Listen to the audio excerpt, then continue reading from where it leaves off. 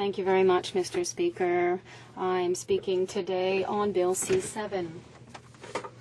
This is an act respecting the selection of senators and amending the Constitution Act 1867 in respect of Senate term limits.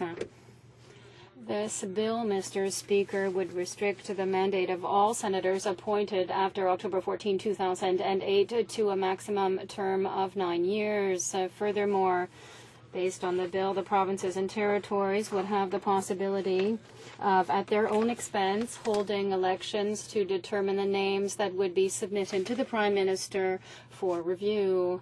Except that the problem is that the Prime Minister would not be obligated to pick a senator from that very list, which is a nice waste of public funds, once again, by our friends on the opposite side of the House.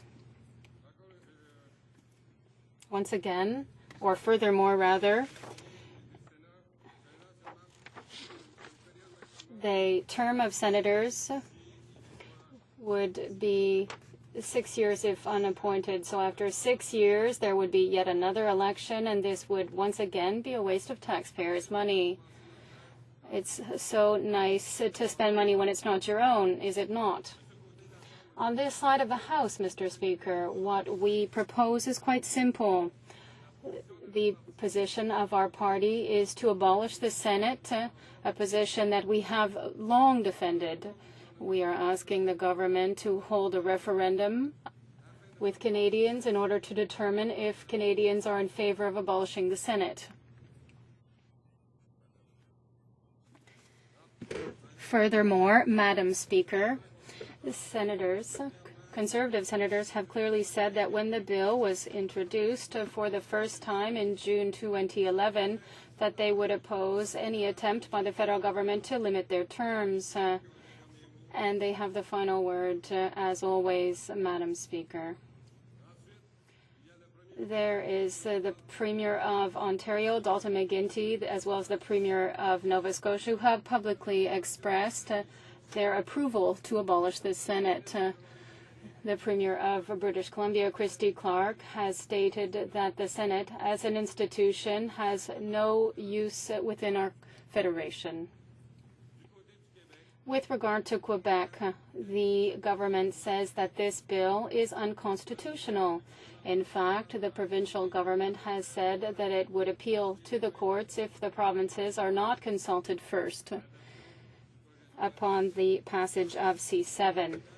It is clear that the adoption of this bill without consultation of the provinces would once again be a desire of the federal government to impose its will on the provinces, as it has done so often over the past few months. Now, why are we in favor of abolishing the Senate rather than reforming it? First, I think that for many time the provinces no longer have an upper chamber. All the provinces are working very well without a Senate. Second, reforming the Senate as a principle is nothing new. Since 1900, there have been 13 attempts to reform the Senate, and we see that we have had no change after 13 tries. The Senate always has the last word. Third, the interest of Canadians in this regard is increasing. In fact, according to a poll by Angus Reid in June 2011, 71% of Canadians were in favor of holding a referendum on the future of the Senate. Based on the same poll, 36% of Canadians would be in favor of simply abolishing the Senate, which would mean an increase of 25% over 2010. So Canadians need to be consulted because this is their democratic institution, and therefore they should determine what happens to the upper house. With regard to the legitimacy of the Senate, this bill has serious flaws. First of all, according to the provisions in the bill, senators will continue not to have to be accountable to Canadians.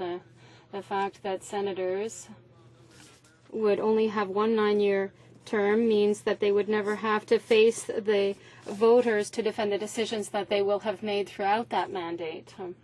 Furthermore, they would be entitled to a pension when they retire from the Senate, and of course, this is at the expense of Canadians, taxpayers. Second, the passage of this bill would create a situation that is inconsistent with regard to the upper house. In fact, since some senators would be elected and others would not be elected, how can a non-elected senator justify his or her legitimacy in selection compared to his elected colleagues? Third, as I said previously in my speech, the government has not consulted the provinces with regard to the provisions set out in the bill, or even the public, and only 39% of them voted for the Conservatives last May.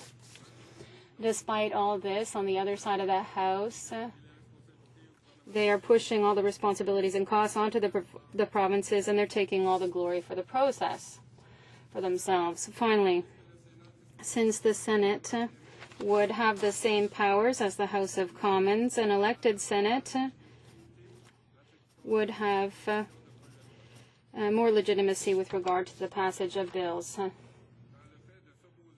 And if they oppose bills in the House, there could be a paralysis of the political system, as we see in the United States, where the House of Representatives and the Senate are often at opposite sides. So, in short, these are a few arguments that prove that reforming the Senate as proposed by the Conservatives is problematic.